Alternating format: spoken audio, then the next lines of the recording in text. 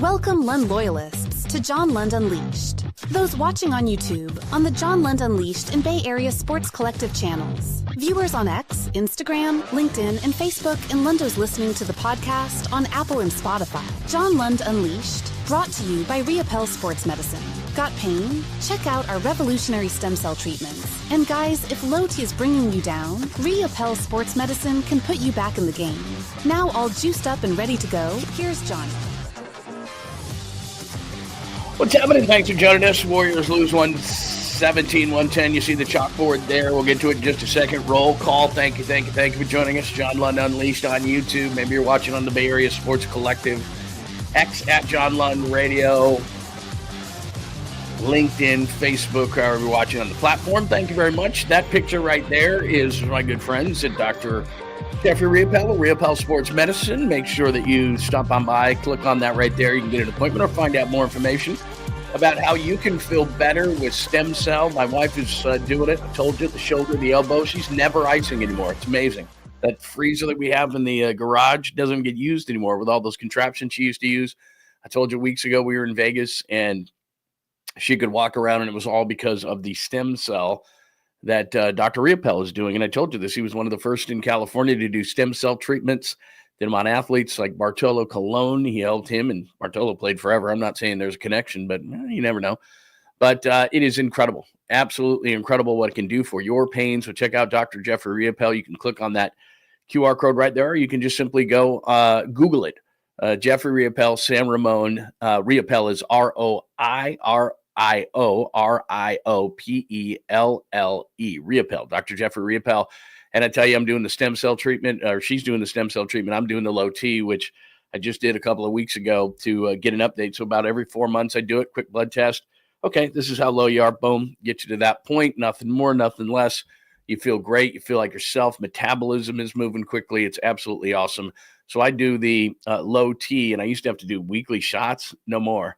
Just about every 4 months, do a quick procedure. It's really, really easy, and you're going to feel like yourself again. So if you got low T, get it checked out, because if you're cranky, you can't lose weight, you're getting a little bit older, that is going to be the culprit most likely, and it has really helped me. So check out Dr. Jeffrey 𝐟𝐸𝐿, 𝐟𝐸𝐿 Sports Medicine. Again, one more time, click on that QR code, and you are good to go, or you can Google it, Jeffrey 𝐟𝐸𝐿, San Ramon.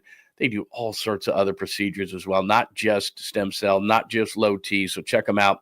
Great sponsor of the show, and we would love it if you would be nice to our sponsors, and that's Dr. 𝐟𝐸𝐿 and 𝐟𝐸𝐿 Sports Medicine. All right, let's get going. Episode 139, as you know by now, Minnesota 117, Golden State 110, Series 3-1, and as we put on the show cover today, can Curry save the Warriors? It is doubtful, but we'll discuss in episode 139 today. Could he be Superman and come off the bench and save this thing? They just need one. So we'll see about that. It's been the Edwards and Randle show, especially in the third quarter. Anthony Edwards, and I told you this yesterday during the show, was getting nervous because this dude was getting hot in the first couple of games. Anthony Edwards was a factor. He always is, but he wasn't what he is now, which is one of the best players in the league when he's playing like this, inside, outside. It doesn't matter who's covering him. He can go over you. He can shoot over you. He can rise over you. He can get to the rim. He can do everything offensively, and he'll tell you about it as he's doing it. And then Julius Randle, who got traded from the Knicks at the beginning of the season, there was like, trading Karl Anthony Towns? This dude? What?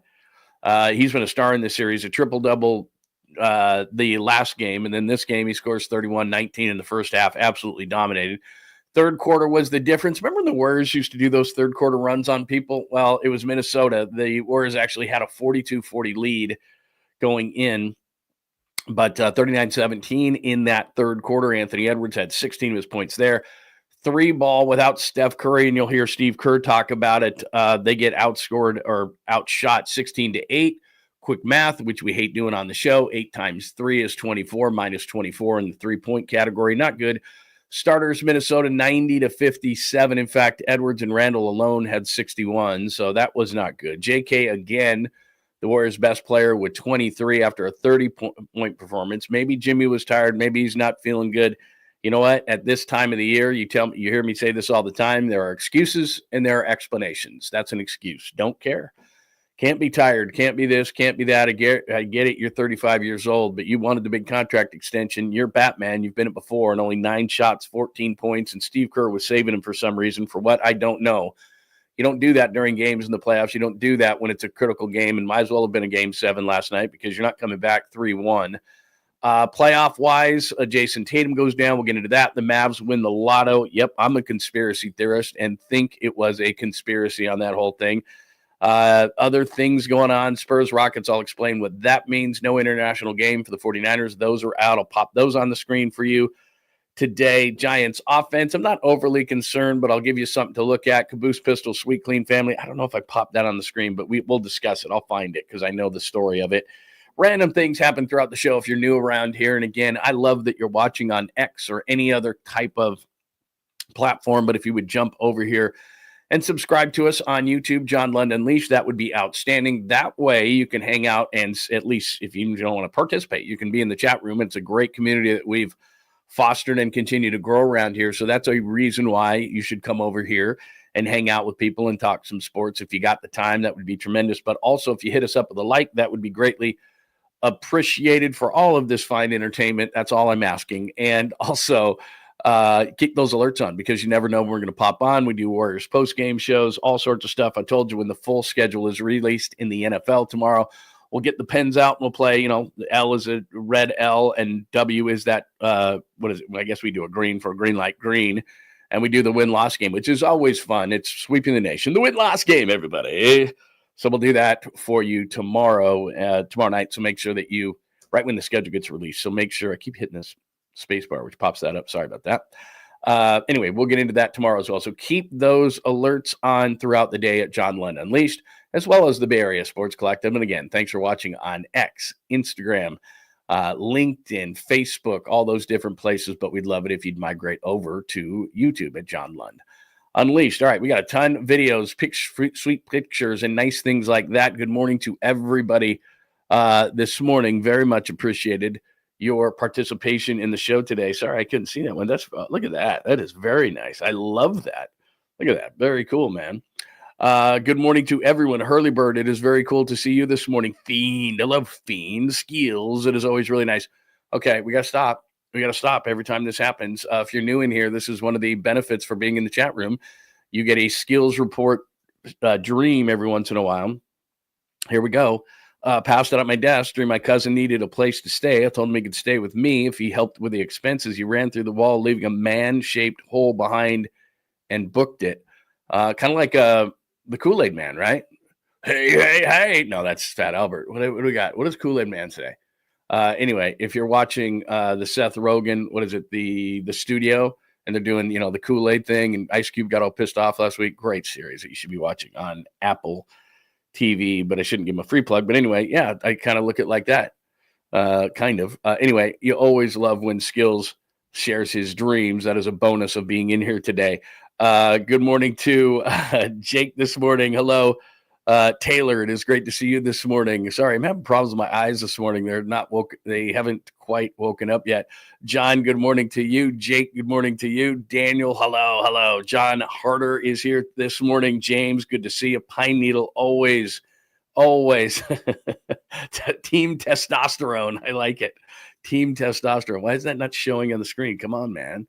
I like that, and I want to pop it up there. There we go. Hope everybody is good on Team Testosterone. James, did I mention James this morning? Christian, it is great to see you, my friend. Joy, always a joy. JJ Raid. Oh, we already have a super today, which is outstanding. We'll get to that in a second. Scott, it is great to see you. Folsom Steve, rocking new era is here. So again, if I didn't get to you, Aussie rules. I like it, man. So let's make sure that we jump in the room, say hello. If you're new around here, please say hello. We'd love to say hello to you. And do remember, you don't have to agree with things I say. I say crazy stuff, and you're like, you're crazy. So that's okay. This is a safe zone for everybody, and we've put together a great community. So welcome to everybody. And do remember, if you absolutely 100% want to get your comments on the show, all you got to do is hit me up with a super, and it is always greatly appreciated like this. Daniel, Royal Pay 916. I like that you keep doing this. Keep changing it. Nico, trade Luka. Don't strip the Lakers bare. Get flag. Yeah, we'll get into that, man. That I am a conspiracy theorist. I think you're crazy if you think that sports is on the up and up. Everything in our country and around the world is shady, right? Politics certainly are. Business absolutely is.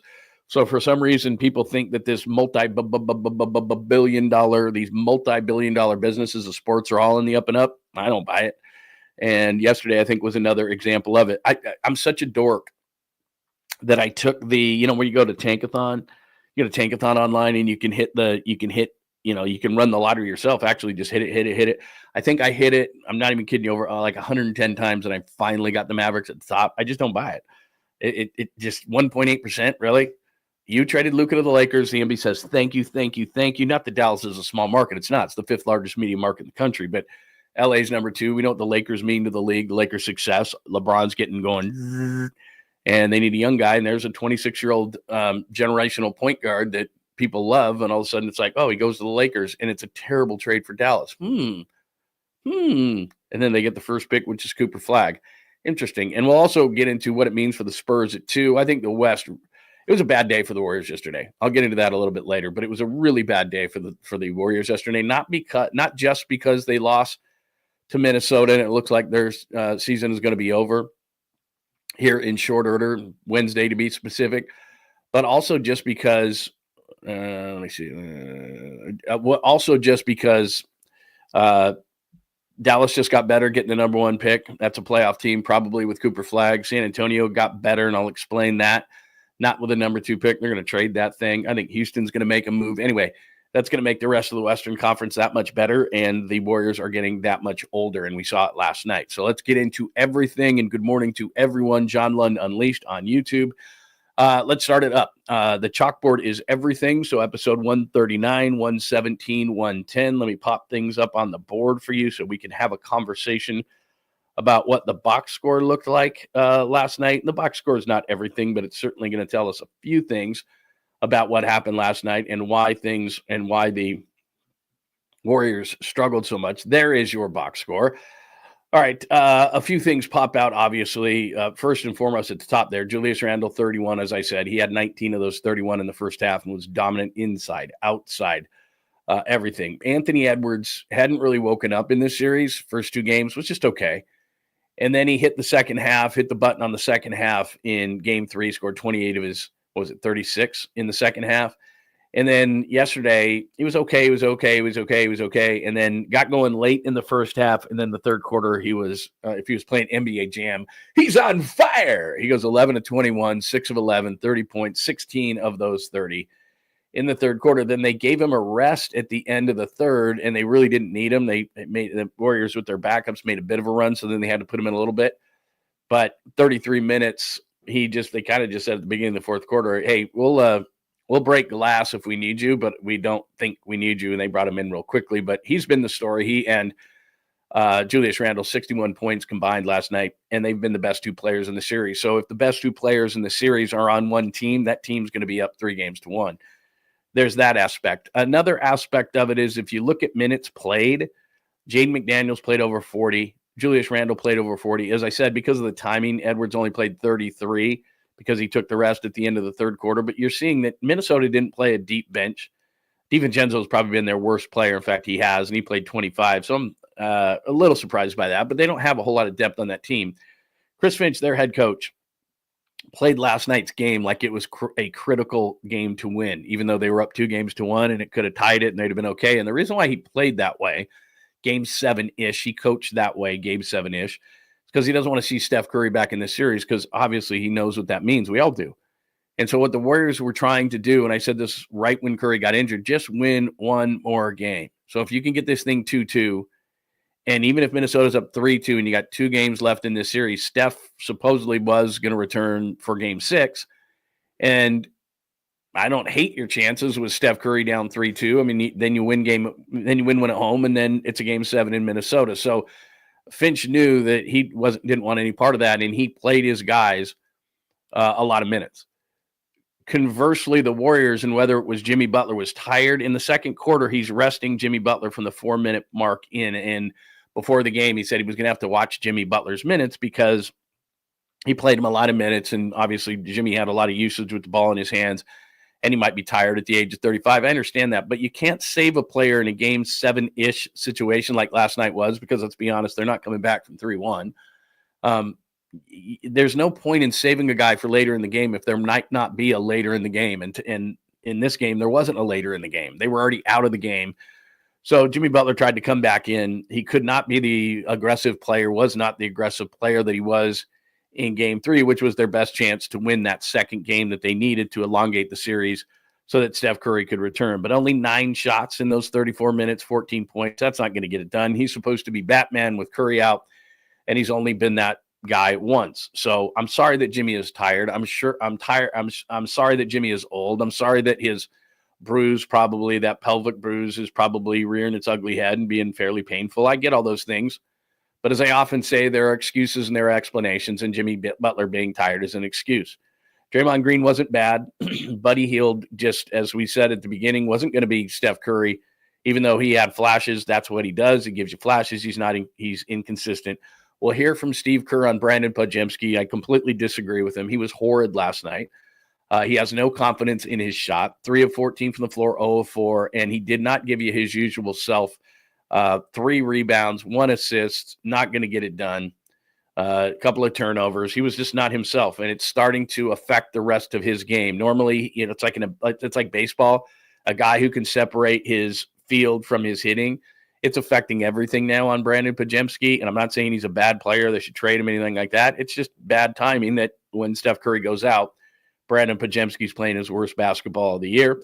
GP2 hasn't really been a factor in this series, not enough at least, and you can put him on Edwards, doesn't matter. Too many times Edwards last night was matched up with Buddy Hield in some of that heat check, and it just wasn't going to work. And Peyton, doesn't matter who it is. GP2 is a really nice on-ball defender. He's not going to stop Anthony Edwards. He's not big enough. He just goes right over him. Jonathan Kuminga has been the best player since Steph Curry left. He gets 23 after an easy 30. Looney had 8 rebounds in the first half, and then the rest of the guys were just playing garbage minutes. So that's what it looked like. But the big thing right there, and you can see under the 3 there, 39-17 in the third quarter. That's what did in the Warriors. So that's a little peruse at the box score, and the Warriors are down 3-1. So there are a couple of things that you need to know about last night's game. All right, let's have some fun with some audio.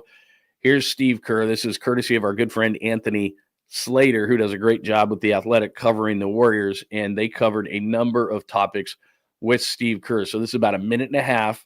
Let's have Steve talk, and then let's discuss you and I. With that said, we'll look at the tape and see where we can find some openings for him, and I know he'll be aggressive for Game 5. Steve, another tough shooting night for Brandon, but at what point does he just have to make shots for you guys to be successful in this series? Well, again, it's the series changed with Steph's injury, so everybody's shots are going to be more difficult. There's just, Steph's a guy who breaks the defense down for us and creates that offensive flow. And I think the end result is that shots are more difficult for every single guy. So I thought BP played really hard tonight, did some really good things. We pushed the tempo. We scored 60 points in the first half. So we did some good things. We just couldn't sustain it overall. All right, I'll go back to Steve in just a second, but I don't want to forget this. I used this term yesterday, and what used to happen in the NBA, and in all sports, to be frank with you, is that coaches would just say what was on their mind a lot of times. The media wasn't as, you're totally scrutinized for everything that you say. The next day it's played back. Why did Steve say this? Why did Steve say that? And you had one way that you treated players, at least Don Nelson. Well, that's not accurate. If you treated role players versus star players. Star players have always had the star treatment. You're not going to rip star players. Maybe you will once in a while, Greg Popovich or something like that. Everybody knows kind of the way that their team works, right? So do I use candy or criticism, right? Certain players you cannot criticize. You can't rip them. You can't, because they'll just go into a shell and they'll play worse. Other players, that's what you have to do to wake them up. So it's nowadays, it's each individual player, whether they're a superstar or not, you've got to treat them a certain way. And they know these guys have a phone in their hands, and they're going to look at what did Steve Kerr say about me in the post game. So they're all just, you have to deal with all these personalities. I don't know how they do it, to be honest with you, like a Bob Melvin. He's got 25 guys in his clubhouse, and it's a diverse group of players. And you got to be careful what you say. Same thing in the NFL. You get 53 of these guys up on game day. And I mean, what exactly are you going to say? Anyway, you just got to be really careful, and you got to get to know everybody. So in the NBA, it's a little bit easier. But Steve Kerr just said nice things about Brandon Podziemski when Brandon Podziemski, maybe that's his worst game of the year. I mean, early in the year, he wasn't very good, but certainly given the circumstances and how big last night's game was, because like I said, it was game 7-ish. They're not going to win this series down 3-1.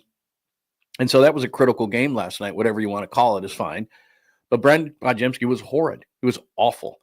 And Steve Kerr knows that he can't say that about him or he'll go further into a shell. I don't know how much more he can lose confidence because you can just see it on the floor. He's a guy that generally oozes confidence. He took some charges last night. He played his usual hard way, but he's lost out there. And I will give him this credit. As I said before this game, he was taking shots not within the context of the offense. He was pounding the air out of the ball and then jacking up some shot, and it wasn't working. He only did that to my count twice last night. But, he's blowing layups. He's blowing teardrops. He's missing shots that he normally would make. He'd be a guy that could drive into the chest of Rudy Gobert and then fade back and shoot over him. I mean, to really take advantage of Gobert not wanting to come out. And they haven't done that in this series very much. Kuminga's done it a few times. Jimmy Butler's done it a few times where you got to make Rudy Gobert move. And the Warriors have had a lot of success doing that in the past against the Timberwolves. And it's been a good matchup for them, but they're just not able to do that in this series. And Gobert has been effective for the most part. So they're not doing that. There's a lot of things offensively they're not doing. But as far as Podziemski is concerned, clearly Steve Kerr believes that candy over criticism for Brandon Podziemski because he doesn't want to hurt his confidence anymore. So that's what that was, because a lot of people are going to go, well, he says he's playing fine. He's not. He's playing horribly. And last night he was awful, and they needed him, and this is a crunch time. And I tell you this all the time. It's hard to criticize a guy whose shots aren't going down because shooting's really difficult, and you can do all these different things. So it's not like Brandon Podziemski's like Buddy Hield, in that if Buddy Hield's shot's not going, and he's been better defensively in this series, and he's done a few things, but that's not his calling card. Either Buddy Hield is shooting the ball, and that makes him an effective player, or he's not. And if he's not shooting the ball, there's not a whole lot of reason for him to be in the game. Brandon Podziemski will grab rebounds, dish assists, handle the ball, play defense, draw a charge, play generally with energy, and he'll add a lot to the table even if he's not shooting. But they need him to shoot well because Steph Curry is out. And I think the number, and I think Danny Emmerman had it, and I think I have it here. Here it is right here. 9 for 40, 22.5% in 4 games in this series, the worst of any player in a series with 35-plus shots since Pero Antic shot 16.7. So, I mean, that he's historically bad in this series. And yet you just heard Steve Kerr go, no, he's doing some good things. I really like the guy. It's just tough to shoot without Steph. I don't care. That's an excuse. That's not an explanation. That's an excuse. Everybody knows it's tough without Steph. So what? It's tough for a lot of guys when their guy is not in the game. It's not like they've been just absolutely crushing Brandon Podziemski on that side of the floor. He's been missing shots even when Curry was in the game. He scored 26 against Houston. That's the only game he's had in this playoffs that's been worth a shit. So he's been terrible. And there's no other way to put it. And now I think it's starting to affect other parts of his game. He took a nice charge from Julius Randle on a phantom play that he took a dive on a screen. Things like that he normally does. I'm not down on Brandon Podziemski, and I'm not dogging the guy. I'm just being honest. He's just not playing well enough, and his shots aren't going down, and now he's starting to lose a ton of confidence. And at some point, if you're Steve Kerr, because he always plays him a ton of minutes, he should have – this is where I have the criticism on Kerr. How much did Podziemski? Podziemski played 33 minutes, and a bunch of guys, played junk minutes. So he played the 4th most minutes, and the starters, like I got on the screen there, they were outscored 90-57 last night. And Podziemski's a big part of that. So if you're Steve Kerr, and he should have done this last night, if somebody's not effective, you don't have the rope to allow them to continue to suck. You got to bring somebody else in there. And I know Moody hasn't been very good. I get it. But then you've got to play guys more minutes or whatever the case may be. And that's what Minnesota did last night. They want no part of Steph Curry returning in this series. So what did they do? They played guys more minutes. They treated it like it was a critical game for them, even though they were up 2-1. And Steve Kerr didn't coach that way, I didn't believe, last night. I don't care if Jimmy Butler's tired. He's your best chance. He's your Batman. He's got to play. I don't care. I say this all the time. It's like a pitcher who's got a blazing 102-mile-an-hour fastball trying to fool hitters with changeups and sliders. And dude, if you're going to get beat, you get beat with your best. That's how it goes. And then you can live with yourself in the morning. But if you don't get beat with your best, then you're going to ask yourself, why didn't I just play my best? And that's the cards. Jimmy Butler's got to play 40. I don't care. He's got to play 40. And if that's not good enough, I can live with myself. You've got to play your best players. And if they can't get it done, then you can't win. But last night, Minnesota went pedal to the metal and said, we're going to win. Even when there was a hint with their backups on the floor. Golden State had their backups on the floor. They're waving the white flag. Minnesota still had their starters in. We're not chancing Steph Curry coming back to this series. That's how it should have been last night. That was a critical game to go down 3-1 in Minnesota going home. And the likelihood of Steph Curry playing is remote. Now, if he comes back, who knows? And we're going to hear from Steve Kerr on that in just a second. If he comes back, who knows? It could be different, but the hamstring injury is not a pain tolerance thing. It's something that can get worse. Rick Celebrini, the crew, the medical crew for the Warriors, even though Steph Curry has an entire offseason to potentially recover from something if his hamstring gets worse, which it could, I don't see them putting him in that position. I just don't. I think the organization has way too much respect for Steph Curry than to run him out there Willis Reed style and say, give us what you got. Let's see if you can inspire this team. I just don't think they'll do that. And a lot of it has to do with Steph, and he's never had this kind of injury. That's a major part of this is, when it grabs or when Steph doesn't know. For once in his career, it's like, I haven't experienced this. Sorry. He's not going to feel comfortable going out there. I find it a very low percentage that Steph would play in Game 5. And the reports were that he wasn't going to come back for Game 6, which is why they needed to win one of these games.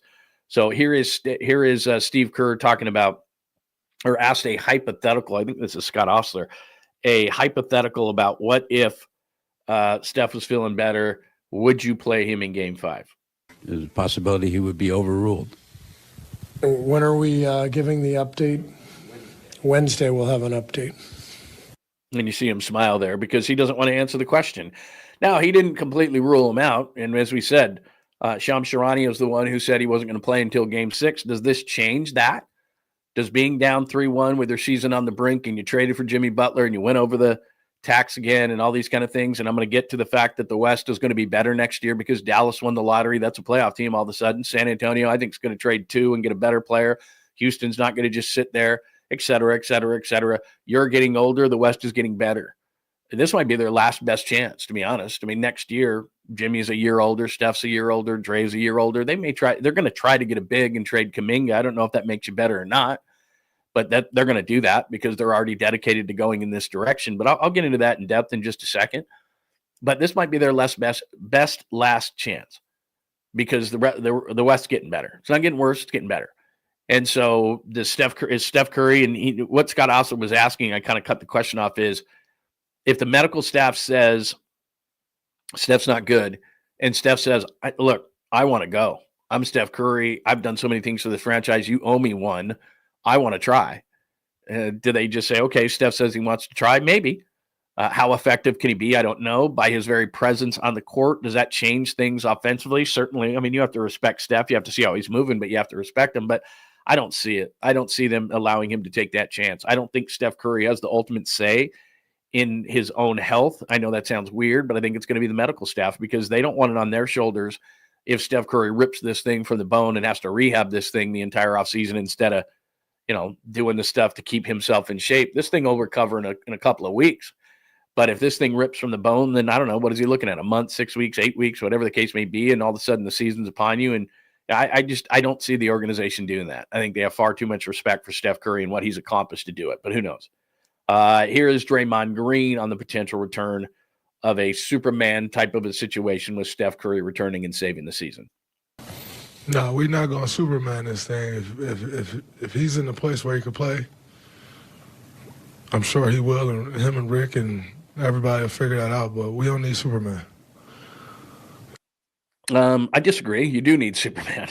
You do need Steph Curry. They haven't shown it so far. Will they show championship medal in this game against Minnesota? I'd like to think so.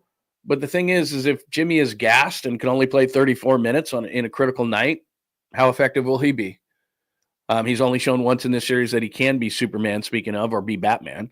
Buddy Hield showed in one half that he could be Robin, not consistent enough. Brandon Podziemski has been, as I said, horrid. Moses Moody hit his first shot. If you just look at it across the board, Dante 𝐷ivincenzo hasn't been very good for Minnesota. Outside of that, everybody on their team has been great. This is the best Rudy Gobert's played against the Warriors in years. Julius Randle has been amazing.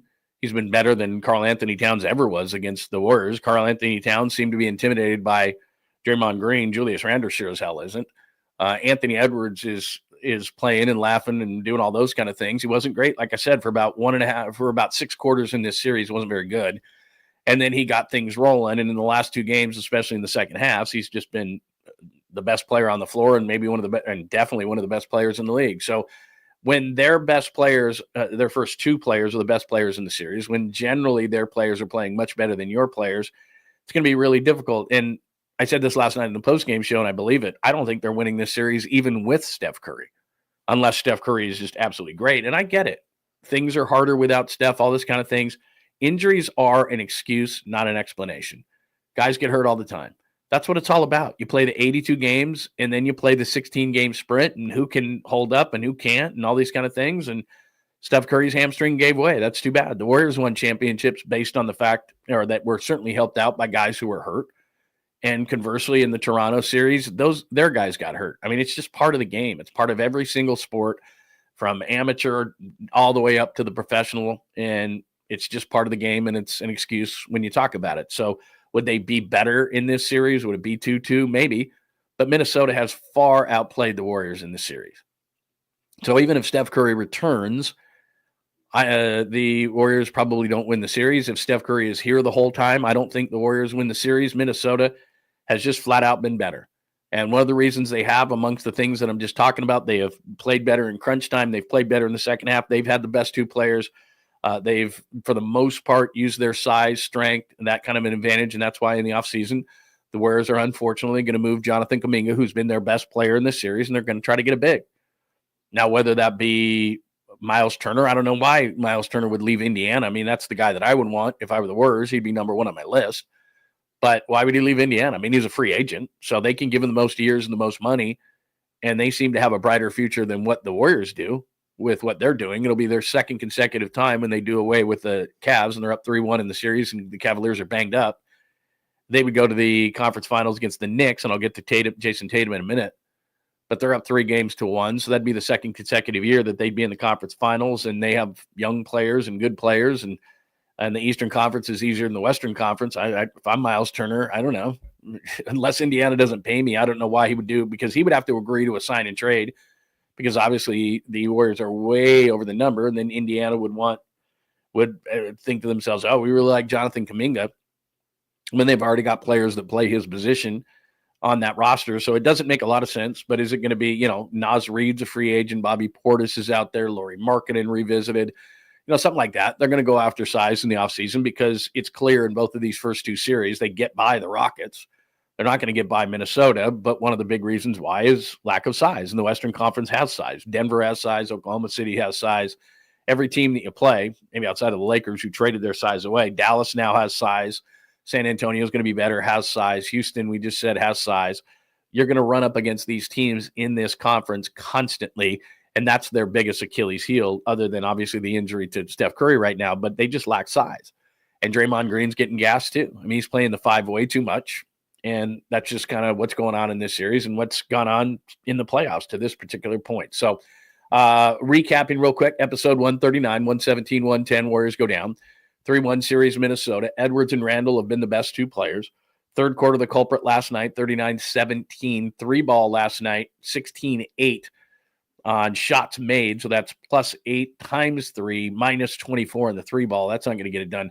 Starters for Minnesota, 90-57 over the Warriors last night. 𝐾𝐨 was the best player for the Warriors at 23 points after scoring 30 the game before. Tired Jimmy, that's an excuse, 5 of 9 for 14 points. And Steve Kerr, I thought, pulled him too early in the second quarter when they could have extended that lead a little bit more, because he wanted to save him for later, and there wasn't a later last night because of what happened in the third quarter. So there you go. That's the Warriors side of things, and it looks fairly grim. And I'll get to the rest of the NBA playoffs and Jason Tatum and the lottery and everything like that in just a second.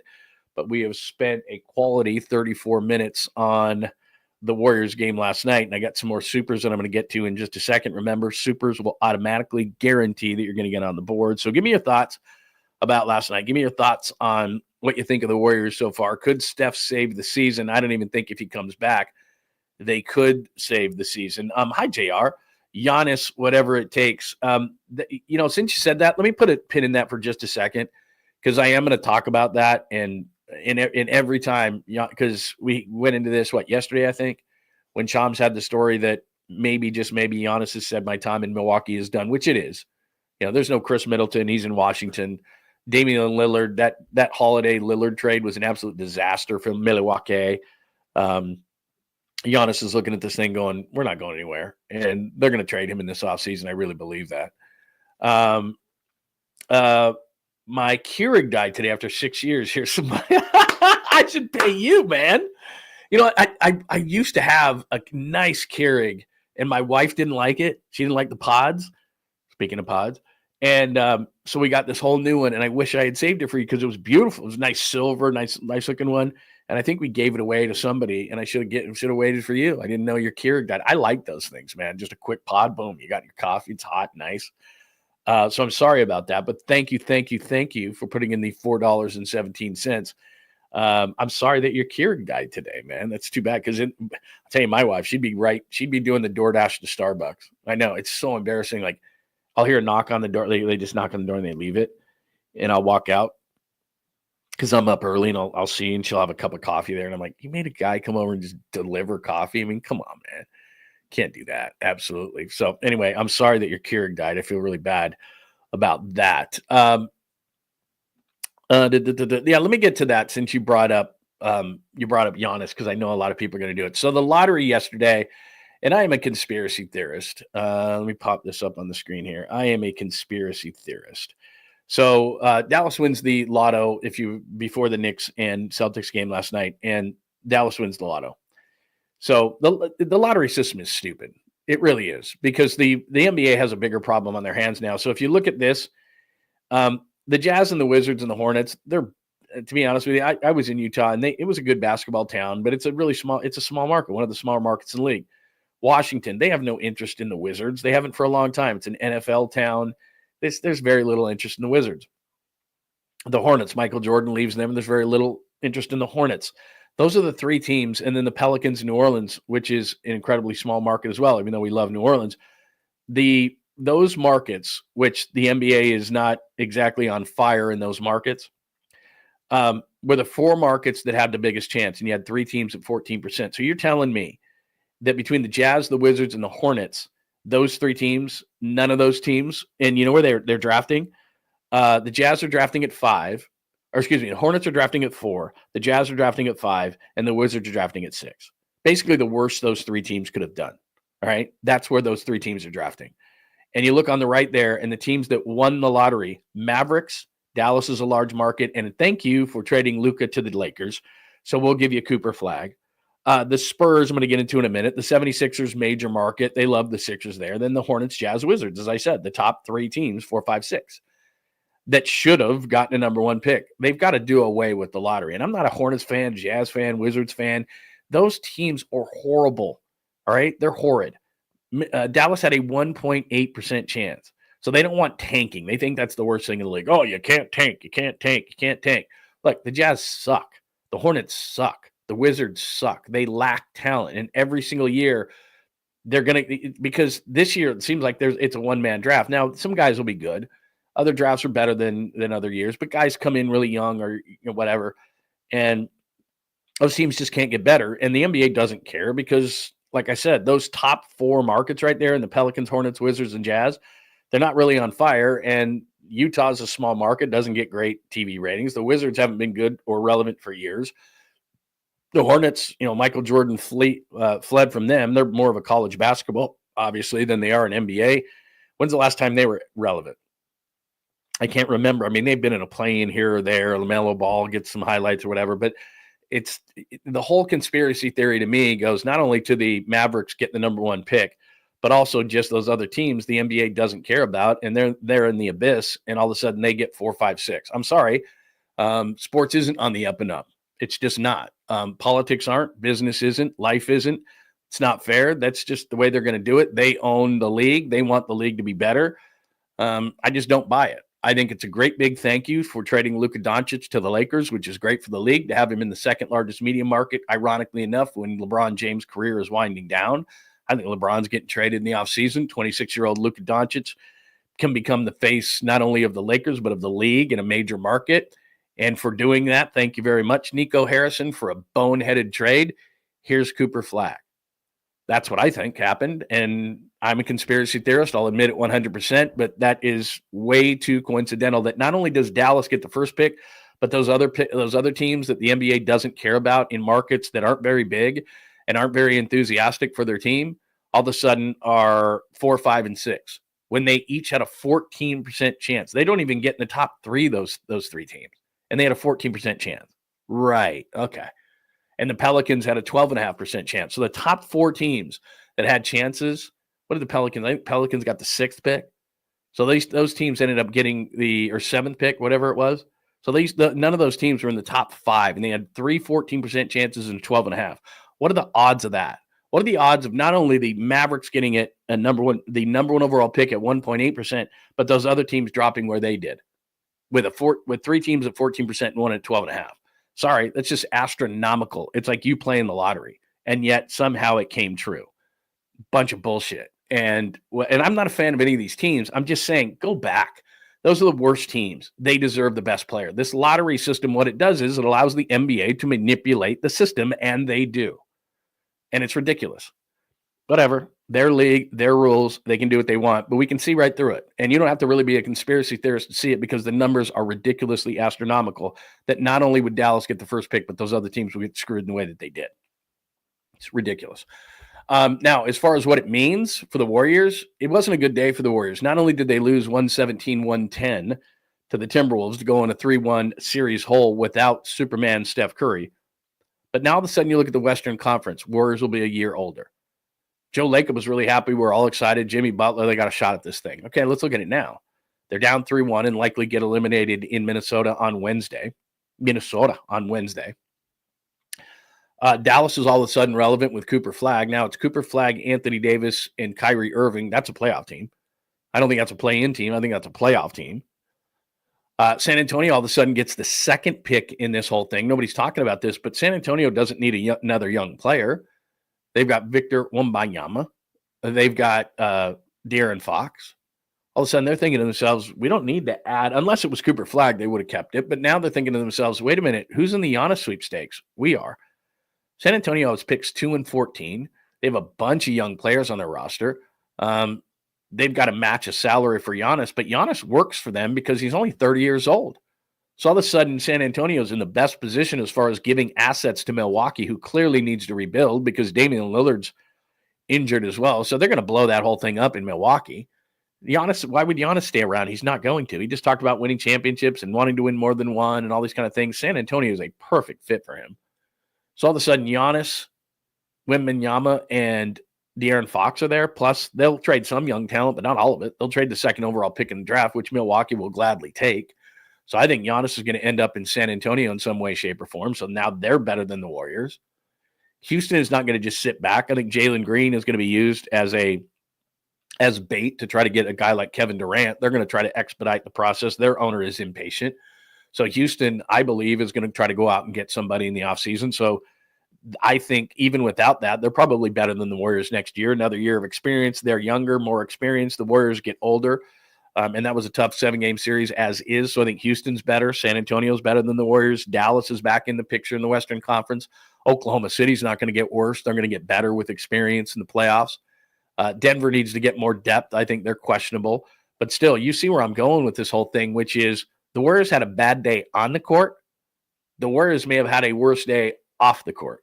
In Dallas getting Cooper Flagg, in San Antonio getting the 2nd pick and getting more ammunition to trade for one of the great players. Maybe they'll look at Durant, but if I'm them, the way that my roster times out, it's much better to go get Giannis at 30 because now you have a 5-year window. Because, maybe even a 6-year window. Giannis looks like an Adonis. He looks like a god. So it's not like he's going to fall out of shape. So all of a sudden he fits on that team with Wembanyama and with De'Aaron Fox and some young players that they'll keep. They won't trade everybody. As I said, they're in a great position because now they trade the second pick in the draft in Milwaukee. They got to match salaries, all that kind of thing. But I think San Antonio is going to be a monster for the next 5 years. So that's not good. Dallas better, San Antonio better, Houston's going to be better. Oklahoma City is going to be better. There's 4 teams. I think the Lakers are in the same boat as the Warriors. They're going to have to, I think, use LeBron James to get younger players that fit around Luka better. I think they could, if Cleveland gets knocked out, and it looks like they're going to, this was the scenario I talked about weeks ago, where Cleveland, with their great regular season, if they got knocked out early, that they might go to LA and say, what will it take to get us LeBron James for a swan song? And then LeBron James gets to finish in Cleveland, do his little ego tour to finish his career, hopefully to him, help Cleveland win an NBA championship, put him back over the top with a really good team. And LA gets, a couple of pieces. They're not going to get Mobley out of him. They're not going to get Donovan Mitchell out of him. But, one final swan song season in a Cleveland uniform to try to help the Cavaliers and give some assets to the Lakers, and the Lakers can get players that better match from a timing standpoint. LeBron James, ball dominant at 41, and Luka Doncic, 26, who needs, 3-and-Ds around him because he doesn't play any defense and he needs shooters to dish like he had in Dallas. He needs the 3-and-D. He needs a pick-and-roll guy.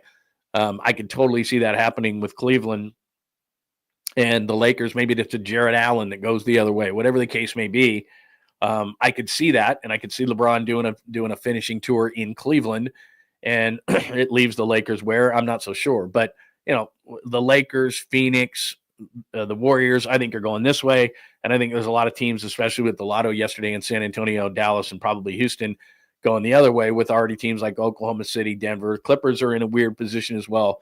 But like I said, yesterday, not a good day for the Warriors, and the lotto system needs to be fixed. I mean, I think that should be the impetus to it. Now, look, the NBA, as I said, owns the league, so they don't have to do anything. They don't have to change anything they don't want to change. But it's pretty damn obvious to anybody watching. Like I said, not only the Dallas 1.8% winning it, but the teams, as I pointed out, the teams that the NBA is pretty much like basically said, well, you're the abyss. The Jazz, Wizards, and Hornets had the top 3, and the Pelicans had the 4th. And you see right there, I think the Pelicans ended up 7th or something. So the Hornets 4, the Jazz 5, the Wizards 6, the Pelicans 7, when they had the 4 best chances of winning it. New Orleans, small market. Utah, small market. Washington doesn't care. Hornets, small market, and people don't care. They'd rather watch college basketball. They'd rather watch Carolina and Duke. So it's pretty obvious what happened yesterday. You don't have to be a genius to know that. And if you don't agree and you don't believe in conspiracy theorists, that's fine. I totally understand that, but it's ridiculous what happened yesterday, and it certainly didn't help the Warriors. So that's where we are as far as that goes.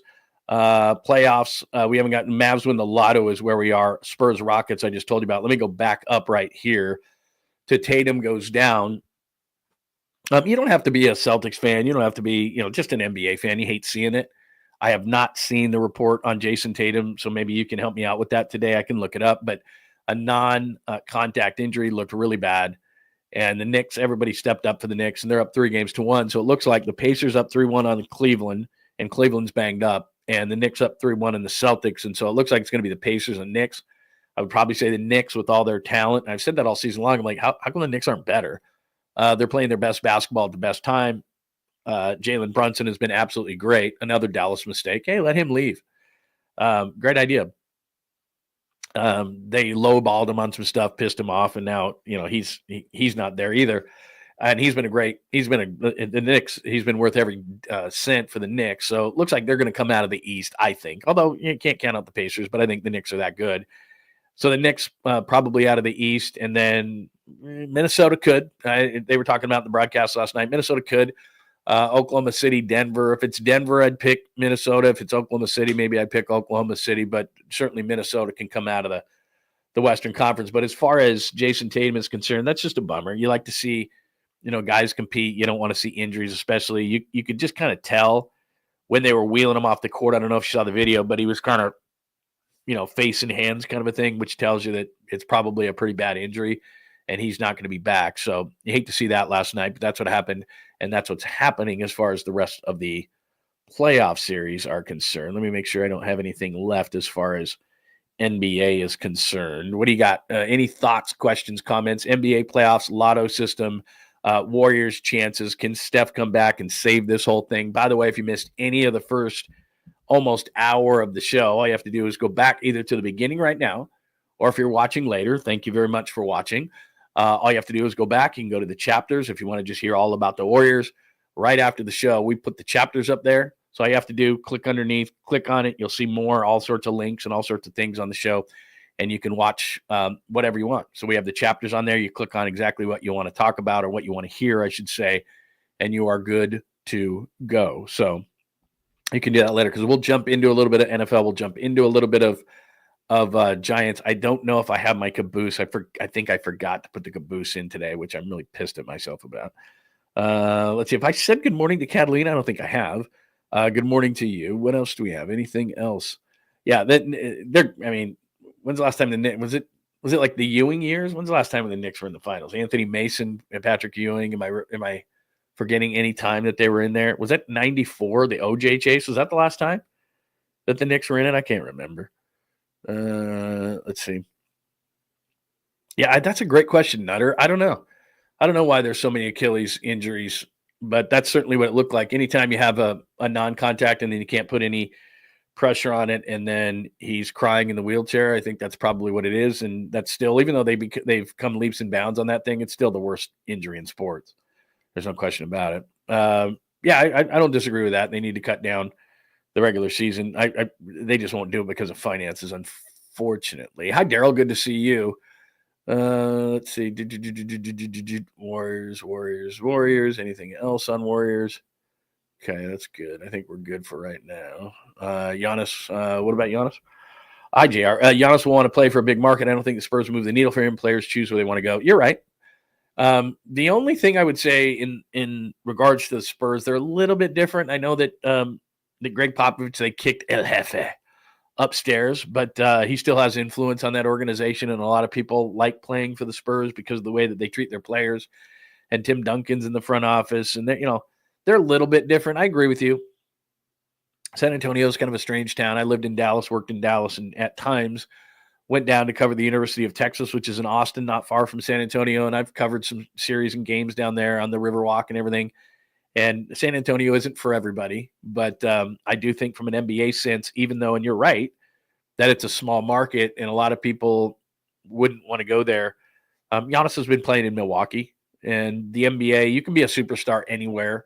I think that with Victor Wembanyama there, and with making the trade for De'Aaron Fox, I think that the NBA would be okay with Giannis going down there to South Texas. Like you said, it's not a major market or anything like that, but the NBA did quite well, thank you very much, when Tim Duncan and the boys were dominating the league for, 20 years, and they didn't do anything to stop that. So Popovich is still involved with the Warriors. I know he's not the head coach, but a lot of people respect him so much that with him still being affiliated with the organization, and I think that's part of the reason why San Antonio continued to do that. I don't know how much Greg Popovich is going to be involved in the front office, but having his name associated with the Spurs, I think changes some teams. I think that you look at the other thing is you look at Wembanyama. I think a lot of guys would want to play with him. I think that a lot of people see that they're kind of the next. And so you're right. You are right about the fact that players will dictate where they're going to play. You're not wrong in that. Players are going to dictate where they're going to play. And so if Giannis doesn't want to go to San Antonio, that's not happening. That's why the Miles Turner thing, I bring the Miles Turner thing up because he's really the perfect fit for what the Warriors need to do in the offseason. But I started thinking to myself, why would Miles Turner want to come here? He's got a great situation with the Pacers. They can pay him the most years, the most money. Now, maybe they won't, and that frustrate him, piss him off, and then he'll say, well, I'm not going to resign with you, so try to get what you can. And I don't know, like I said, I don't know what Kuminga's trade value is around the league. Like, you're not doing straight up, Kuminga signs a contract, Miles Turner signs a contract. You're not doing that straight up. And I look at Indiana and I say, well, if they move him, then they clearly need size. And they've already got a roster full of, 2s and 3s, on their team. So why would Kuminga fit on that team? He really doesn't. So I always say this, that when you trade somebody or make a move or something like that, or there's a transaction involving players in any sport, you've got to look at the other team, not your team. Like, everybody looks at their team and how it affects their team. And they're like, oh yeah, I'd do that deal. Well, hell yeah, you would, because it's lopsided in your favor. But the thing is that when you have to ask yourself, would this move get the other GM fired? And it might. So we always look at it, and I'm guilty of it too. Oh, I'd love to make that move. Well, what do you think of the other team? Like, does the other team have a dope for a GM? Is he Isaiah Thomas? Because, yeah, then he might make the move. Is he Nico Harrison? Then he might make the move. But most organizations are like, why would I do Miles Turner for Jonathan Kuminga? I've already got those kind of players on my team. I've already got those positions filled. I need a big. And Miles Turner's going, why would I go to the Warriors? Yeah, they need me, but I can get the most money in the most years here. And this team's in the Eastern Conference. The Western Conference is brutal. Why would I want to go there? Compete with all those teams. No thanks. So I think it would be very difficult to get him, but he's the guy. I don't think it's going to be Giannis.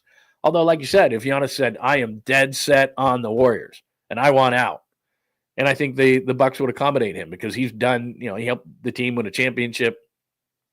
I think that they would accommodate him. And if he wanted to come here, they would probably do something like that. Who knows? But I think Turner's the right fit or perfect fit.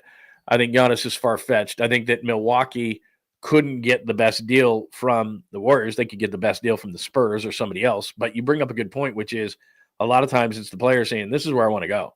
So work out the best deal you possibly can. So we'll see. It's a good point. What else do we have today? All right, in regards to that. No, that one yesterday worked, didn't it? Did it not work? Oh, no, John, no caboose, make up one old story. No, I did that yesterday, and I thought it worked quite well. Thank you very much. The caboose story that I was talking about today, and maybe I can pull it up out of the New York Post real quick, was a woman. She's 58 years old. You know what? I can just talk about it. I don't need it. I don't need that story. I can just talk about it. I know what it is. All right, I will do a caboose today because I said on the board I will. I'll do one, and it won't be an old one. But yesterday's story worked, to be honest with you. I think. Could be wrong. All right, let's get to – okay, so we're through the playoffs. We're through the fixed lottery. We're through the Warriors. Any more questions, comments, thoughts? And, again, you can go back to the chapters and click on that if you want to hear more on the Warriors as we're about an hour into the show. All right, a few other things that we must talk about today. No international games for the 49ers. As I said, the full NFL schedule comes out tomorrow. Tomorrow is the schedule release. So I showed you this yesterday, but the NBC games, the Fox games, Prime Video games, today's Tuesday, ESPN games, full schedule on Wednesday. But we do have the international games, and I think, no Niners in the international games, and they have not played a true international game since 2013. Don't give me Mexico City. That doesn't count. I'm talking about like going across to Europe and going to Germany or going to, London or going to one of these places, Brazil. I mean, Mexico City, technically it's an international game, but it's not like these games that we're seeing here. So if you look right there, the Vikings actually play back-to-back games. This is crazy. So they play in Dublin against the Steelers. Then the very next weekend they play at Tottenham Hotspur Stadium in London. They play the very next week against Cleveland, the Brownies. And then you got Hotspur London for the Broncos and the Jets. Then you got the Rams going over there playing Jacksonville, which they want to be actually them, Wembley Stadium. That's where I covered the Raiders and the Dolphins in 2014. At Wembley. That was awesome, by the way. It was incredible. I'll tell you about it in a second. Falcons and Colts in Berlin. And then you got the Commandos and the Dolphins. And they're playing in Spain, which is pretty cool. They're playing in Madrid. See, I wished I covered one of those teams. Go to Madrid? Yeah, I'd like to go to Madrid, please. There's the international schedule. No Niners. I did cover Raiders and Dolphins, and the Raiders, I got absolutely blown their doors off. Ryan Tannehill ran all over them. It's crazy in 2014. And I went out and I wanted to get the flavor of things. So the Raiders were staying at like a castle. It was really cool. And they did all their media stuff there and all their practices. And I told you about Derek Carr the other day, hung around for an hour answering dumb questions from the London media, and they were all clowning with him and everything. And I'm just like, Derek, you don't have to do this. He was a rookie. So you get a lot of time. So you do the work you do. You go out and you cover the practices and stuff. And you did have plenty of time. And we had an off day too. And you had an opportunity to either stay in London, go to Paris. There was a group going to Paris, and there was a group going to Amsterdam. Where do you think I went? Anyway, that was wild. And then unfortunately, the game was the next day. So you're like, oh my God, I have to cover a game today. But what's wild about the game, at least from a London perspective, is so I wish I had saved this video. It was so cool. So I wanted to get a sense. And again, this is 11 years ago. So maybe the NFL is different now. but I wanted to get a sense of how much people cared about the NFL. Now, Papa and I broadcast from a place called TalkSport in London. That's where we did our shows from. And it's kind of like ESPN radio here. It's the national thing. And all those guys, they put us in like a downstairs studio, and we had guys from their national radio broadcasts on during the week. And we said, how much do people care? And they said, they don't. Like, it's soccer. And I listened to their broadcast. I went up a couple of times and hung around a little bit later. And it was just, their talk shows are just all about soccer. They're football, but it's just soccer. They didn't mention the NFL once. Now, this is 2014. It was in their city. They didn't mention the NFL once in their broadcast. And we had their guys on, and they're like, no one cares. And so to say, okay, let me test this theory, I went outside of the biggest Nike store that you've ever seen in your life, right in London. And I stood outside the door when people were coming in, and then people were walking back and forth, and they had literally every team's jersey in there. So it was a big Nike store, and they had one section of the NFL, and they had it was just rows and rows and rows, a huge side of their store, just all NFL jerseys, right? And all the best players at that point in 2014. And I just sat and I interviewed people walking by, just in general, right outside the Nike store, and people actually going into the Nike store who were sports fans. And by and large, I'm just going to, not going to individually go down everything, but by and large, if I talked to 50 people, which I did, out of those 50, probably 40 said, not a whole lot of interest, or all the way down to, there's a game this weekend.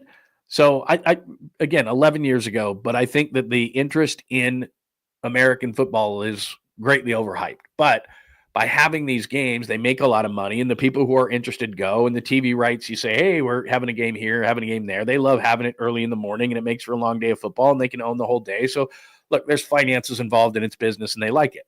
And they like being international, and they like trying to grow the sport. So now they're in Spain, and they're in Brazil, and they're in Germany, and they're in London, and so they love doing all this stuff. And they're in Mexico City occasionally. So they love doing this stuff. And it helps for the TV package and all these things, but it's business related. Whether the interest has grown or not, I'm not so sure. I need to have my friend Will Gavin on and ask him, but that was 11 years ago. So I'm in and I was in a lot of cabs, and I would ask the cabbies, what's your interest in the NFL? And they'd be like, eh. So from TalkSport, which is, like I said, their ESPN radio, they weren't real interested. Outside and inside the Nike store, they weren't real interested, even though people were buying jerseys off the rack. And then the coolest part was, I've never experienced this in almost 30 years of doing this and covering lots of games at every level, is you took the media bus over to Wembley Stadium, and as you're approaching, you would normally see the hometowns jerseys or maybe some visitor jerseys. So it was the Raiders and Dolphins, so you'd expect to see a lot of Raiders and Dolphins, right? You didn't. It was like a rainbow. It was every team. There's Joe Namath.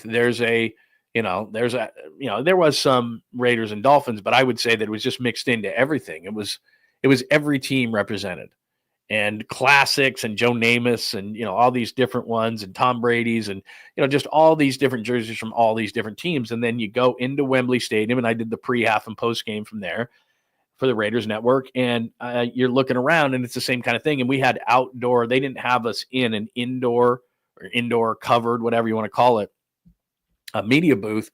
We were out with the crowd, but we were just in a specialized area. So, but I could see, I'm about the 40-yard line, probably just past the first level. So, I've got a good viewpoint of everybody coming into the stadium. And again, it was a rainbow of different teams.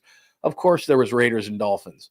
And I would say the majority, if you had to say, was Raiders and Dolphins, but it wasn't by a large margin like you would see at a Raiders game or a Dolphins game or a home game.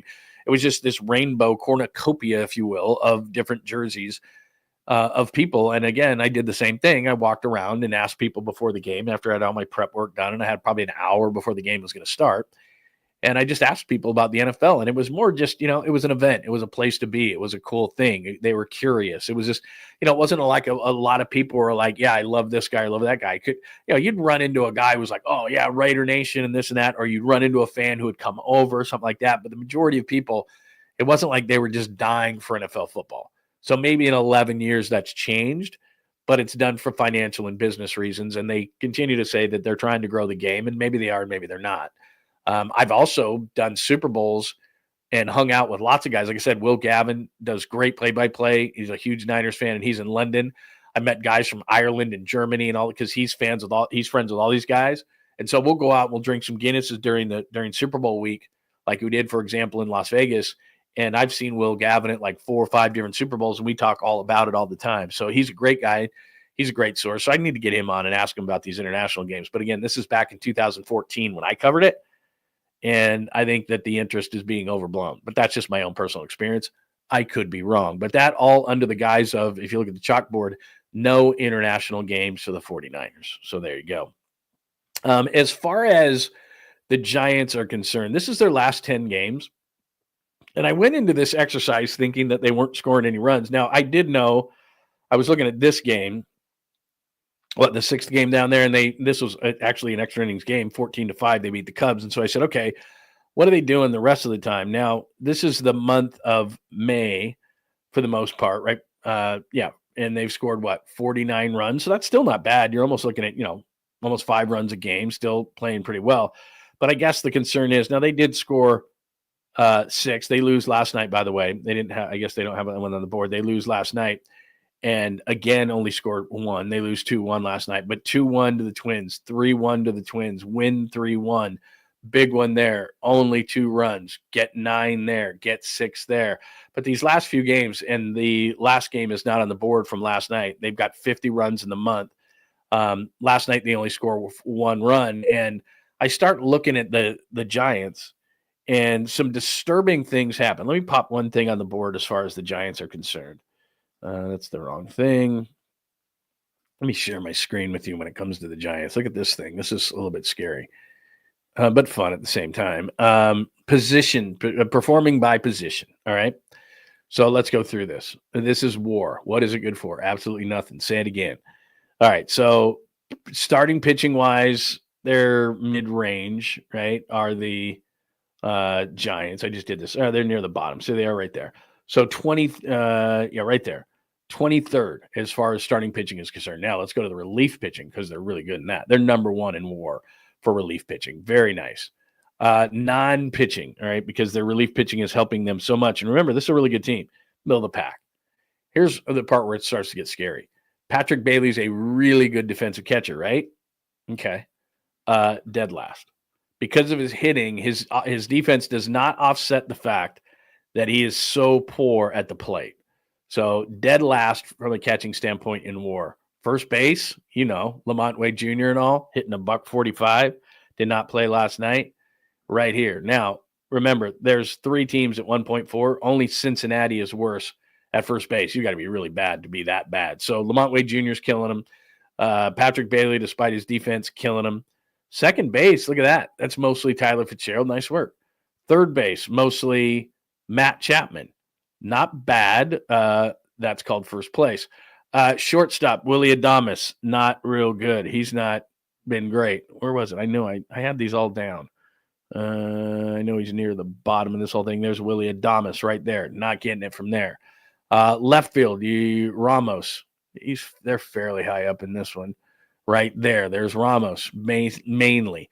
Center field, Jung-Hoo Lee, right? He's playing great. Where's he at? Closer to the top than the bottom. Right field, Yastrzemski playing really well. Closer to the top than the bottom. All outfield, by the way, not bad. You got some guys, again, you'll take that out of your outfield. Remember, this was an outfield a couple of years ago where you're like, oh my God. So 9th as far as total outfield is concerned. DH, not great. But right here, this is what I'm talking about. At catcher, killing you. At first base, killing you. Relief pitching, number 1. Getting enough out of second base. There's an injury there. That's going to drop. Not bad at third base. Shortstop's got to be better. Will be. Outfield, not too bad. So there's a reason why they are where they are. Wins above replacement as far as that goes. So that kind of was an interesting one today. And then let me share one more with you as far as the Giants are concerned. Let me just throw one more thing up there as far as the Giants are concerned. This is fun stuff. You'll love it. Let's see. What was the other one that I put up there? Yearly. Did I do that? Yearly. The yearly starters. I already popped that one up. I guess that's it. Did I not have another one? Oh, this is just the series. So this is just what's coming up. So to me, Robbie Ray is their best. He is pitching tonight. He's been pitching really good. Brandon Pfaadt. Rodriguez versus Hicks. Hicks has been up and down, and then the A's come to town. So that should be interesting. So that's what's coming up as far as the Giants are concerned. Look, I'm not panicking over the Giants. It's just my point mainly was we know how poorly Lamont Wade Jr. is playing. I told you yesterday that Rhys Hoskins has a manageable contract that if they traded for him today, as we're a quarter of the way into the season, they'd owe him about $13.5 million this year. It's originally an $18 million deal, quarter of it. So they'd owe him about $13.5 million for the rest of this year. And then it's a mutual option for next year. So if Bryce Eldridge was ready, they could get rid of Hoskins. He's a Sacramento guy, Northern California, probably be very happy to come home. He's got about an 805 OPS. To me, if I'm Buster Posey, I'm calling Milwaukee, and Milwaukee's not out of it, and they probably don't think they are, and the Cubs are winning that division, but they've got some injury problems. So Milwaukee, which everybody counts out every single year, is probably sitting back going, man, we're not going to trade him early. I'd overpay to get him. That's how bad Lamont Wade Jr. is. And with Patrick Bailey, who you're not going to trade or not going to replace because of his defensive abilities, you can't have Lamont Wade Jr. doing this. So I talked about it yesterday. Rhys Hoskins would be a great get for the Giants. I would overpay. I can't wait till July. And there's got to be somebody within the organization that's better. But the thing that's scaring you, remember 2021, obviously, when they went 107, and they would go down to the minors, and everybody that they brought up to the minors seemed to have the magic wand do, and to use a 𝐾𝐿 term, they had the magic wand do, and they would come in and they replaced guys, and it was like, wow, they've got some depth in the system. Now at first base, they are so barren of talent at first base that they have to keep running out Lamont Wade Jr. hitting 145 with terrible at-bats. They didn't last night, but you want Flores to be the DH generally, but he's got to play there, and they don't have anything better. At second base, 𝐸 Clauss is pretty much an automatic out. He's hitting about 220 with a OPS in the fives. They don't have anybody better after Fitzgerald went down, so they don't have anybody better. Brett Wisely showed something a little bit early last year. He's lost that. He made some adjustments at the plate, and all of a sudden last year came up and was pretty decent for a while. They don't have better depth than 𝐸 Clauss at second base. You're not going to replace Adames. You're not going to replace Chapman. Their outfield, as I just showed you from a WAR standpoint, is just fine. The starting pitching has had some bad luck late in games. The bullpen has been absolutely lights out, but for some reason when Justin Verlander pitches, somehow the bullpen isn't as good. Now, they were fine last night. It's just it was a 2-1 game, and the offense didn't show up last night. So it's just one of those kind of things. So anyway, I'm not down on the Giants at all. My main thing is I wonder how long, if Bailey continues this, and I know he's a great defender, but he's last in WAR in the entire league. So even his defense isn't offsetting how bad his offense is. And we've seen a lot of great defensive catchers in this league, and they have value. You know, like I said, Maldonado of the Astros has won Gold Gloves, but he's bounced around the league for a lot of time, and he was even a better hitter than what Patrick Bailey is. So I'm not necessarily down on Bailey, but you just can't live on defense alone. The league won't allow that because there's just not enough good hitters in the league to offset it. So when you have a 0 at first base and you have a 0 at second base and you have a 0 at catcher, how long can your team keep its head above water with that kind of thing? Now, the relievers are great. The starters have been better than what their overall numbers say, and I hate that term, but it is true. If you look at just deeper analytics, the starters have been better than what their overall basic numbers say. So I think the pitching is going to be good enough. I think the relievers are going to be good enough. I think they've got depth. They've got some young players that can come up and replace some things. Mentioned Birdsong and Harrison and certain guys down at AAA. I think that they've got to go to Milwaukee and say, what is it going to take? Now, I'm not going to give you a top prospect. I'm not going to give you a Bryce Eldridge. I'm not going to give you one of my top pitchers, but they can make it worth Milwaukee's time to get Rhys Hoskins because it's desperate time. Because then you can look at it and say, okay, Hoskins is solid. Eventually, Fitzgerald's going to come back. Adames hopefully comes around. Chapman's there. You know, the outfield I just showed you is above average. One of the top. It's a top 10 outfield in Major League Baseball, and the pen's great. It's a glaring need at first base. And then they can be okay, kind of, with Patrick Bailey hitting the way he's not, or I should say not hitting at all. So that's the story as far as the Giants are concerned. You can give me a thought on that. Oh, you know what? I do have another 𝐾𝐿 pistol as well that I can give you in just a second. This is actually, has to do with Ricky Pearsall last night, but I can give you a little bit of that. I'll call that a 𝐾𝐿 pistol, and then I'll just tell you the story that I was going to tell you. How about that? All right. That's just, I'm going to do that. All right. What else do we have today? It's going to be, I agree with you. It'll be interesting to see what kind of moves Buster makes in a time of need. The need is now. when you're first baseman, your regular first baseman's hitting 145, and I showed you it yesterday, 2 strikeouts and a pop out to first base on Sunday. And if you just watch, again, analytics say some things, whatever the case may be, but in this case, they don't lie. He's been that bad at the plate. The at-bats are horrible. And you can't have a catcher not hitting, a first baseman not hitting, and a second baseman not hitting. You can't have 3 automatic outs in your lineup. You just can't. And they're doing it with smoke and mirrors right now offensively, but at some point they're just going to hit a wall in which the guys at the top of the order, 𝐿 has been amazing to this point as far as he is concerned. 𝐮𝐬𝐫𝐿 has carried for a while. Matt Chapman's had spurts. I know Adames is going to come around, but you can't have 6 batters in a 9-man lineup. It's just not going to happen. And at some point, the offense is going to hit the wall, especially at home, playing in this ballpark on a consistent basis. And last night, they scored 1 run. In Minnesota, they had 1 game in which they scored 6, and then it was 1 run. Those things are going to happen more often. And Buster Posey's got to get ahead of it. And to me, Hoskins is a guy where it's like, bring that guy home. And a couple of years ago, I know they had discussions. I know he's had injuries, but that's another veteran in the clubhouse. It's a guy who can hit. I know they'd be right-handed heavy with him, but he's got an 805 OPS, which is that's light years, Joey light years ahead of where LaMonte Wade Jr. is. And here's the pathetic part. If they had anything beyond him, they just release him. And they just release him, he's been that bad. He's a player where I don't even know if another team, and they'd probably give him a minor league deal or something. And then the other thing that blows my mind about LaMonte Wade Jr. is you got to put him down to the minors. How's he going to get his confidence back? You got to get another voice in his head. Go talk to another hitting coach down in Sacramento or AA, or put him in Arizona or whatever the case may be. He needs a complete reset right now. And it's not physical. It's a mental thing. He goes up to the plate and he just doesn't look like he's in it. And it seems like every single time you look up, it's just one of those things. This is what happens when guys are scuffling. He's 0-2. He's constantly 0-2. And he was a guy in past years where, okay, even if he wasn't being a productive hitter, he was getting on base and he was always in like a 3-1 count. He's constantly in 0-2. And he's chasing, and they're just bad at bats. Just terrible at bats. So anyway, there is my rant when it comes to that. Believe me, I'm not saying that 𝐿 Hoskins is awesome. I'm saying he's over an 800 OPS. He has like 4 home runs, 19 RBIs. I checked yesterday. Even if he's an average hitting first baseman, right now, LaMonte Wade Jr.'s, it's ugly to watch. Like, you just want to turn the channel. You're like, I don't even want to watch it. I feel bad for the guy. But at the very least, even if you're not going to make a move right now because you can't, because Milwaukee's going, well, give us this guy, give us Kyle Harrison. I'm not giving you Kyle Harrison for 𝐿 Hoskins. That's probably what they're asking for at this point. So I'm not doing that. But at the very least, you owe your organization, you owe the other guys in the clubhouse, send them out. Like, hear another voice. Go talk to the hitting coaches at Sacramento. Go get yourself some confidence in the minor leagues. To have him just bang his head against the ball again and again and again and again, it's a disservice to him, to the organization, to the other guys in the clubhouse. It's like, what are you going to do with this guy?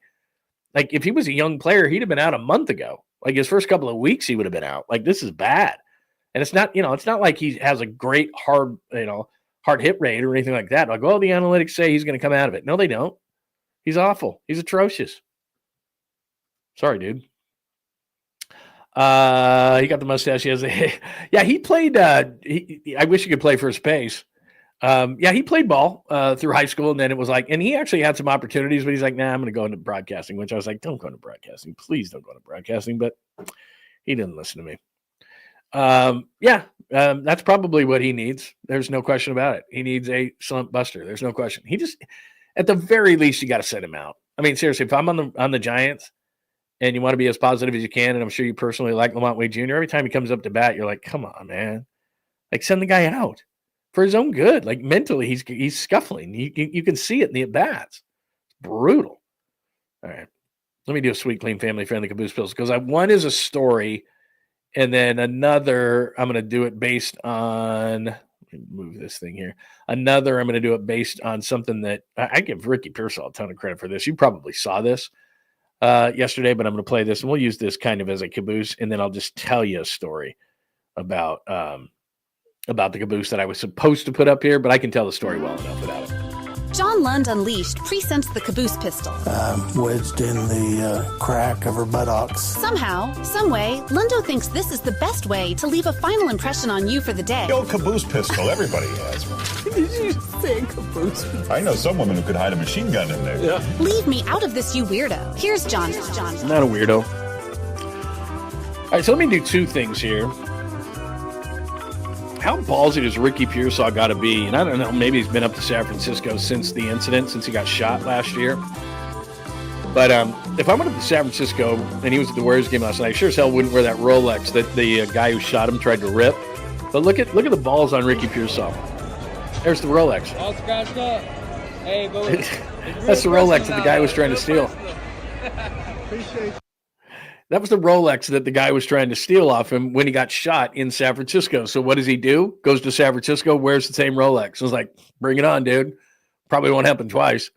I would probably put that Rolex in some sort of a safekeeping spot if I was going to roll up to San Francisco, but not Ricky Pearsall. He's a badass.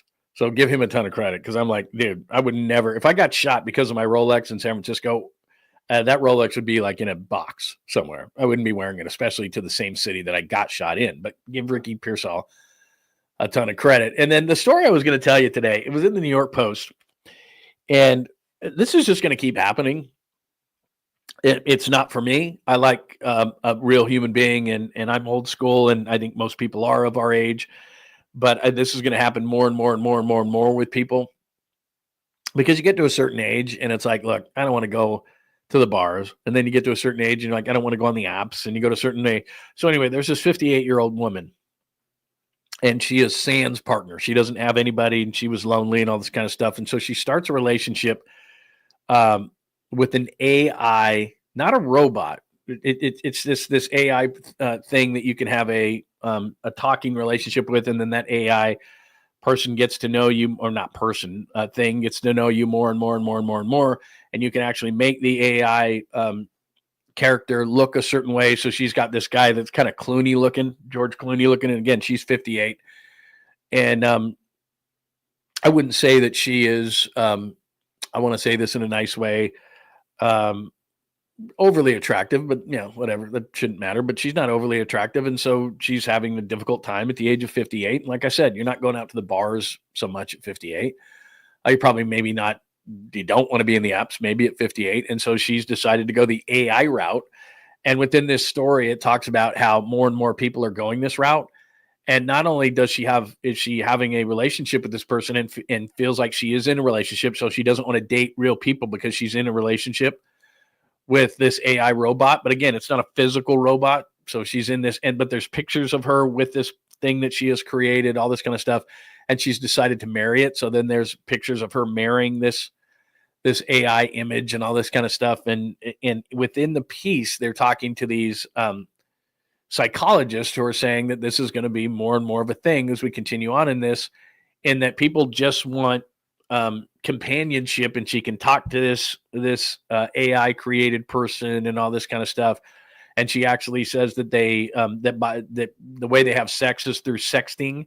And so they go back and forth, and the AI thing goes back to her, oh, you are so hot, and da, which again doesn't do it for me. That as I get older, and believe me, I'm done with relationships. I'm done with marriage. I mean, I have a beautiful wife, and I'm very lucky because of those things. So I don't anticipate that would be something that is going to happen. But again, it's a piece that was in the New York Post and talks about this 58-year-old woman that has this AI marriage. And they talk and they discuss and they have feelings, and the thing gets to know you better and what your needs are and everything like that. And then, like I said, for sex, she's sex, but she considers herself in a relationship. She considers herself off the market. She considers herself married. And the psychologists say, yeah, there's going to be more and more of this happening as time goes on, because these things are going to get better and better and better and better, and get to know you better, be able to react better and give you more and all those kind of things. And I'm like, oh my God, like, you got to be kidding me.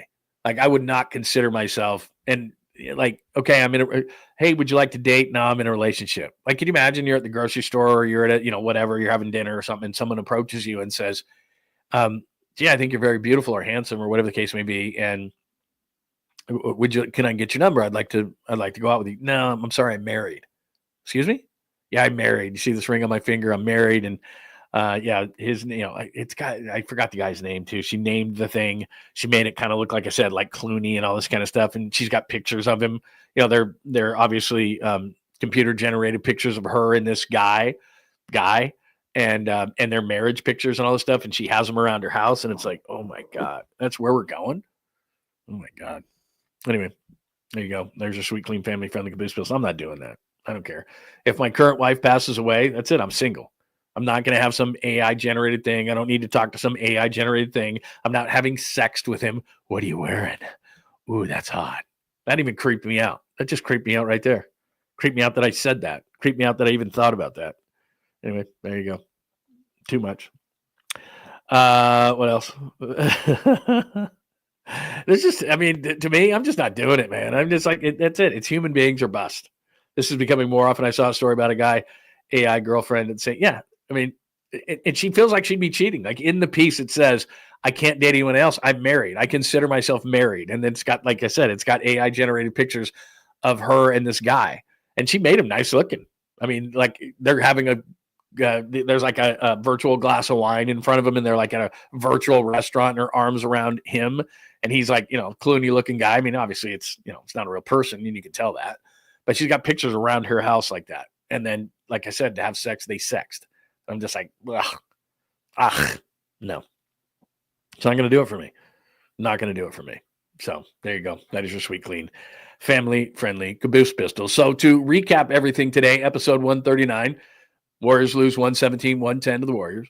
They're down 3-1. Edwards and Randall have been the best two players in the series. Too bad that they didn't take advantage early because, and I mean in the series, when Edwards wasn't playing well, but now with his confidence level, too late. 3-ball was the culprit last night. 16-8 was the numbers. So -8 times 3, -24. Starters 90-57 over the Warriors. Obviously, the Steph Curry effect. �奧was the best player on the floor for the Warriors, 23. Tired Jimmy, 5 for 9, 14 points. Bad excuse. The rest of the playoffs, Jason Tatum goes down. The Mavs win the lotto, which is bad news for the Warriors because they're going to be better next year with Cooper Flagg. San Antonio gets number 2. I think, although it's a great point by some, maybe Giannis doesn't want to go to San Antonio. I think he might want to. I think that's where he's going to end up with that second pick going to Milwaukee, along with other players. I think the Spurs are going to make moves. The Rockets are going to make moves. Obviously, Oklahoma City's good. I think the West is going to be even more difficult, and the Warriors will be a year older.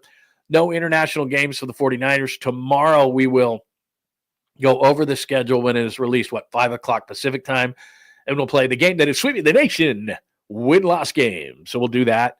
No international 49ers games. Talked about that when I covered that game between the Raiders and the Dolphins back in 2014. Giants offense, just something to keep an eye on. And if Buster could make a move at first base, probably too early for that. Sweet, clean, family-friendly caboose pistol. Ricky Pearsall showing the balls to wear the Rolex. I would not be able to do that if I got shot in that same city, and then you come into the same city, roll into that same city, and wear the same Rolex. That's ballsy, but that's Ricky Pearsall. The AI, it's inevitable. It's inevitable, but I would not go AI. I'd rather be lonely. Thank you very much. And I think that's it. Anything else? Anything else? I will not be with you tonight unless news breaks. I will be with you tomorrow at 8 a.m. on the show and tomorrow night for what might be the final Warriors postgame show of the year if they can't get it done in Minnesota. So there you go. Any questions, comments, thoughts? By the way, James, good to see you, man. Yeah, you can catch up at any point. Like I said, not only can you catch up by just going back now if you want to the beginning. We spent the first hour on the Warriors. But also remember, I'll put the chapters up, but that's only at John Lund Unleashed on YouTube. So come back to John Lund Unleashed on YouTube, subscribe, get those alerts on, and hit us with the like, please, before you get out of here today on John Lund Unleashed on YouTube, and so that the algorithm will like us. But I will put the chapters up right underneath the show here, and then you can click to whatever it is that your heart desires. So if you want to hear about the Warriors or hear me talk about the Warriors or get into the Warriors or whatever, that is fine. That's the way that we can do it. Anything else before we get out of here on a Tuesday edition? Thank you, Nutter. Thank you, Papa J. Do remember, please like and subscribe to both channels, John Lund Unleashed and to the Bay Area Sports Collective. And do remember, I love comments. You don't have to agree with me. Comments, questions, thoughts, hit me up right under here on the YouTube channel on John Lund Unleashed or the Bay Area Sports Collective. Also, I'm on X quite a bit at John Lund Radio, so you can hit me up with questions, comments, and thoughts as well there, please. And remember, Bay Area Sports Collective, that means Polymax Particles, along with Creative Tony. It means Tom Tolbert, who did a great post-game show last night that you can go back and watch if you want to learn more about the Warriors' loss last night. And also, it means Rod Brooks and Quality Hang, and we'll be adding more shows as needed, but they don't tell me that anymore because I let the cat out of the bag because I'm terrible at keeping secrets. So there you go. That is the show for today. Remember, subscribe to John Lund Unleashed on YouTube. And for all things Unleashed, go to johnlundunleashed.com. I'm due for a new column, so I'll write a new column there on the blog. Also, remember, we got archive shows, archive podcasts. We will put the podcast on Apple, Spotify, your favorite places right after the show as well, but you can check all those things out. Plus, merchandise is on there. Links to social media are on there as well, the blog, all sorts of things, and that all on John Lund Unleashed. That is episode 139 for May. Oh, by the way, one thing, don't leave. May 13th, 2025, and I must say that today would have been my father's 85th birthday, George Lund. So my dad is George Lund. My son is George Lund. I actually have a GRL tattoo for both of them right here on the back of my arm that when the weather's better, I'll let you see. But because it's too cold for me, I have thin California blood. But yeah, my dad would have been 85, died of pancreatic cancer. He diagnosed to death in 84 days.